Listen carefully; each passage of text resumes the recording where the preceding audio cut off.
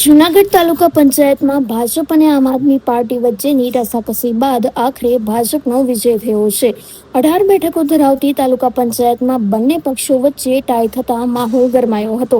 જોકે હોદ્દેદારોની વરણી માટેની મતદાન પ્રક્રિયા દરમિયાન આપના 9 માંથી 4 સભ્યો ગેરહાજર રહેતા ભાજપને બહુમતી મળી હતી. ચૂંટણી અધિકારીની ઉપસ્થિતિમાં યોજાયેલી પ્રક્રિયામાં ઇન્દુબેન ભોજક પ્રમુખ, અંજનાબેન મારૂ પ્રમુખ તરીકે ચૂંટાયા હતા. આશ્ચર્યજનક રીતે ઉપપ્રમુખની ચૂંટણીમાં આપના ઉપસ્થિત 5 સભ્યોએ પણ ભાજપના ઉમેદવારોને સમર્થન આપ્યું હતું. આ જીત બાદ ભાજપના કાર્યકરોએ ફટાકડા ફોડી અને પુષ્પવર્ષા કરીને ભવ્ય ઉજવણી કરી હતી. સુરક્ષાના ભાગરૂપે સ્થળ પર પોલીસનો ચુસ્ત બંદોબસ્ત ગોઠવવામાં આવ્યો હતો.